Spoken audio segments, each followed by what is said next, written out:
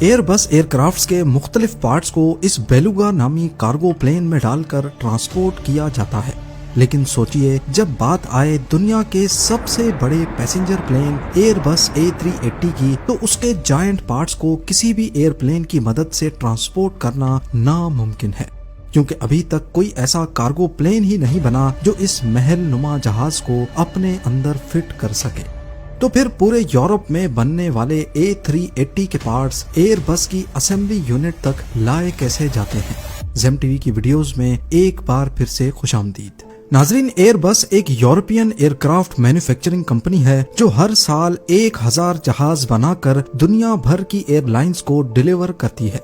حساب لگایا جائے تو یہ دن کے 3 نئے جہاز بنتے ہیں۔ مور اور لیس ایئر بس کو روزانہ 3 نئے جہاز بنانے ہی پڑتے ہیں، جو ایک ناقابل یقین چیلنج ہے۔ یہ جہاز آخر بنائے کیسے جاتے ہیں، یہ تو ایک الگ ہی کہانی ہے، پر ان جہازوں کے مختلف حصے جو یورپ کے کونے کونے میں بنتے ہیں، وہ فرانس کے شہر ٹولوز تک کیسے پہنچائے جاتے ہیں، جہاں ایئر بس کا مین اسمبلی یونٹ موجود ہے۔ ایئر بس کا لاجسٹک سسٹم سمندر، دریا، زمین اور آسمان کو ملا کے دنیا کا سب سے کمپلیکس ٹرانسپورٹ نیٹ ورک کہلاتا ہے۔ اس کے پارٹس یورپ کے الگ الگ ملکوں میں بنتے ہیں اور پھر ایک جگہ جمع ہو کر ایک بڑا خوبصورت جہاز بنتا ہے۔ یہ کوئی معمولی کام نہیں ہے، بلکہ ایک بے مثال کئی دہائیوں کی انجینئرنگ اور لاجسٹکس کی پلاننگ کا نتیجہ ہے۔ 1960s کے دور میں یورپ کے بڑے ملک جیسا کہ فرانس، جرمنی، اسپین اور UK نے مل کر ایک نیا سپنا دیکھا، American aircraft manufacturer Boeing کا مقابلہ کرنا۔ ان کا مقصد تھا ایک ایسی الائنس بنانا جو بڑے کمرشل ایئر پلینز تیار کر سکے، لیکن اس پارٹنرشپ کا ایک سب سے بڑا مسئلہ تھا۔ ایئر بس کی 11 پروڈکشن سائٹس یورپ کے الگ الگ ملکوں میں پھیلی ہوئی ہیں۔ ہر سائٹ کی اپنی ایک خاص ایکسپرٹیز ہے اور ہر جگہ ایک اسپیسیفک سیکشن تیار ہوتا ہے۔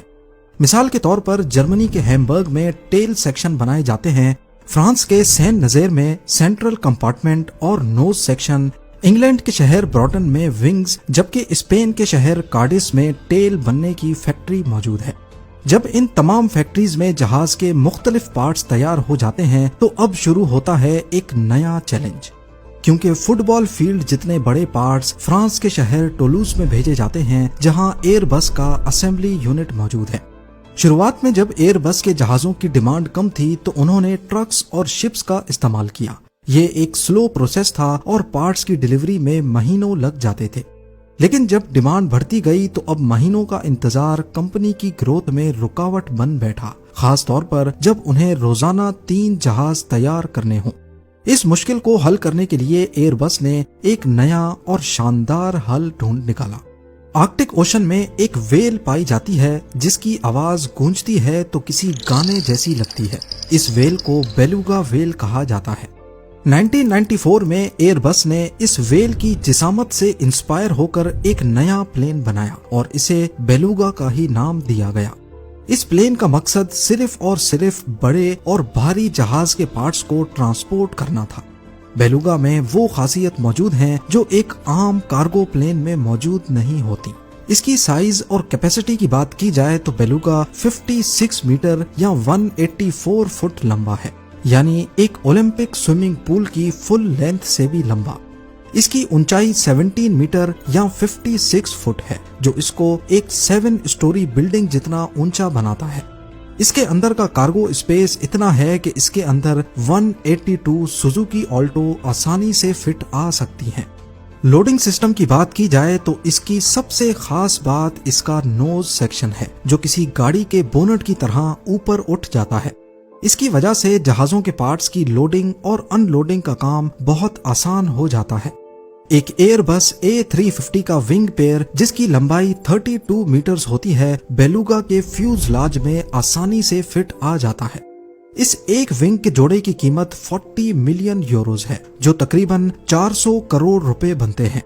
اسی لیے لوڈنگ کے وقت تھوڑا سا بھی ڈیمیج ہو جائے تو کروڑوں کا نقصان ہو سکتا ہے۔ اسی وجہ سے اس کی حفاظت کے لیے ہر قدم پر انتہائی احتیاط برتی جاتی ہے۔ स्पीड की बात की जाए तो जो पार्ट्स शिप्स या ट्रक्स कई महीनों में टोलूज पहुंचाते थे, अब बेलुगा वही पार्ट्स सिर्फ 2 घंटों में एक यूरोपियन साइड से दूसरी तक पहुंचा देता है। इस तेज रफ्तारी की वजह से एयरबस की असेंबली लाइन में कोई रुकावट नहीं आती। इस कामयाबी के बाद 2014 में एयरबस ने बेलुगा का एक और बेहतर वर्जन भी बनाया, जिसका नाम बेलुगा XL रखा गया। ये और भी ज्यादा पार्ट्स और बड़े कंपोनेंट्स ले जाने की काबिलियत रखता है। यहाँ तक सब कुछ सही चल रहा था, लेकिन फिर 2004 में दुनिया का सबसे बड़ा passenger plane Airbus A380 launch हुआ। इसका फ्यूजलाज 8.4 मीटर्स ऊंचा और विंग्स की विड्थ फ्यूजलाज के पास 16 मीटर्स तक हो जाती है। अब मसला ये था कि बेलुगा XL, जिसके कार्गो कंपार्टमेंट की ऊंचाई 7.5 मीटर्स है, ना तो उसमें एयरबस A380 का फ्यूजलाज फिट आ सकता है और ना ही उसके विंग्स। और यहाँ आपको ये बात भी बताते चलें कि फ्यूजलाज जो एक सिलेंडर जैसा होता है, उसे अलग अलग सेक्शंस में बनाना और जोड़ना आसान होता है, जबकि विंग्स को वन पीस में ही बनाया जाता है, क्योंकि इसके अंदर फ्यूल टैंक भी होता है और हाइड्रोलिक लाइंस भी। और सबसे ज्यादा स्ट्रेस विंग्स पर ही पड़ता है, इसीलिए इसको वन पीस में ही बनाया जाता है, ताकि कोई स्ट्रक्चरल वीकनेस और फ्यूल टैंक में लीकेज पैदा ना हो।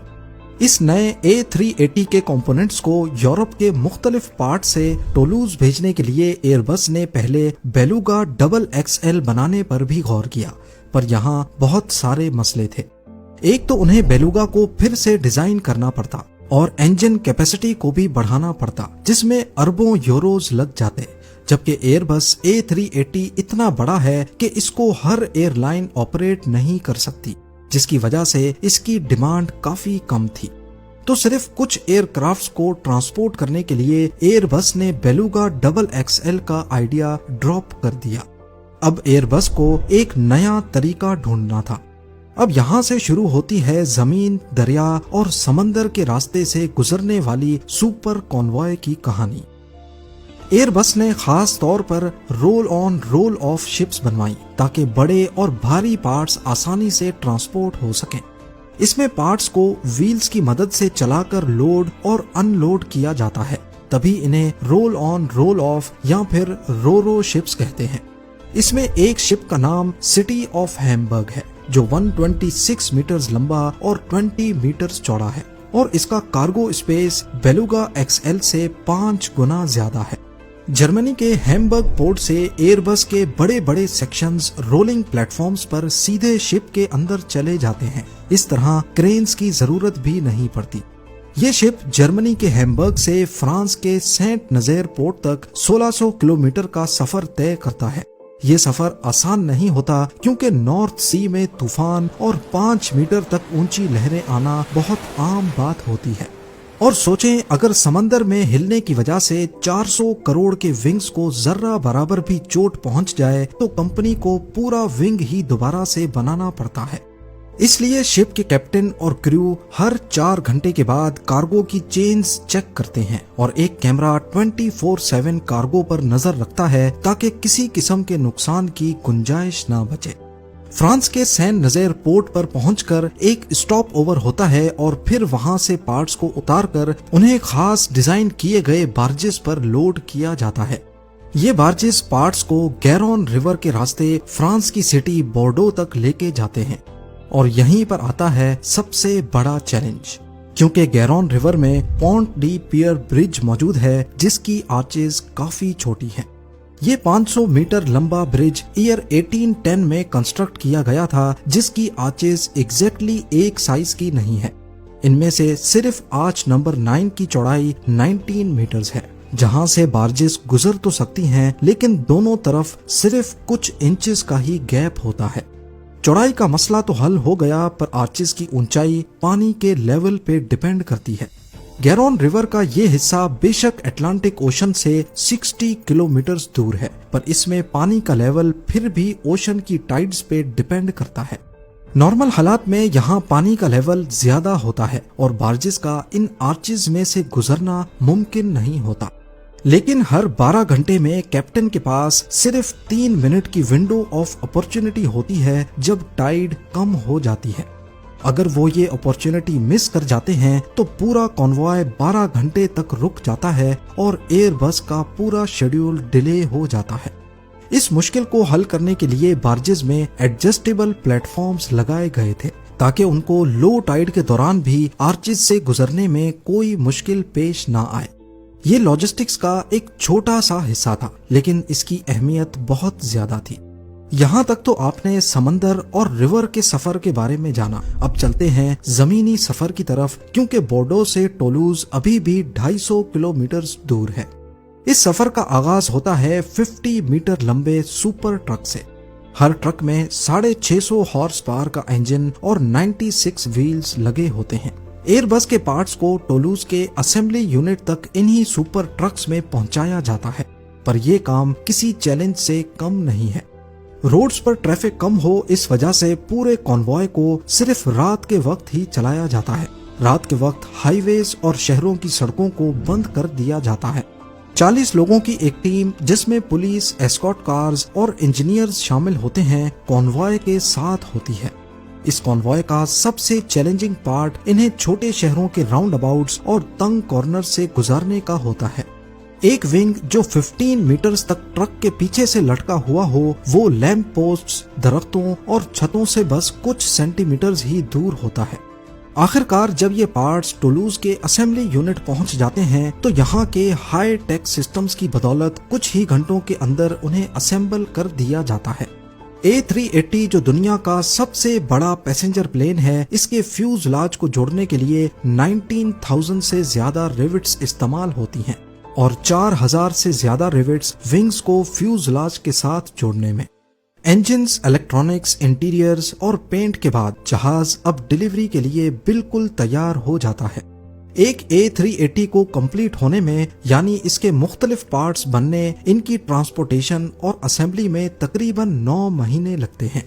آج تک ایئر بس A380 کے صرف 251 یونٹس ہی بنائے گئے ہیں، کیونکہ اس کو آپریٹ کرنا بھی ہر ایئر لائن کے بس کی بات نہیں۔ حیرت انگیز طور پہ ان میں سے 50% یونٹس اکیلے ایمریٹس ایئر لائن کے پاس ہیں۔ اس جہاز میں 850 پیسنجرز ایک ساتھ ٹریول کر سکتے ہیں۔ اس کا ٹیک آف ویٹ لگ بھگ 5,75,000 kg ہے، یعنی اتنا ہی جتنا 300 SUV کا کمبائنڈ وزن ہوتا ہے۔ قیمت کی بات کی جائے تو ایک A380 $445 ملین کا ہے، جو کہ 3,800 کروڑ روپے بنتے ہیں۔ اس قیمت میں بوئنگ 737 جیسے 5 ایئر کرافٹ خریدے جا سکتے ہیں۔ اگلی بار جب آپ کسی ایئر بس میں ٹریول کریں گے تو یقیناً آپ کو پتا ہوگا کہ یہ جہاز کس جوش اور لگن کے ساتھ ٹیم ورک کے ذریعے بنایا گیا اور پھر کیسے اسے خطروں سے کھیل کر ٹرانسپورٹ کیا گیا تھا۔ امید ہے زیم ٹی وی کی یہ ویڈیو بھی آپ لوگ بھرپور لائک اور شیئر کریں گے۔ آپ لوگوں کے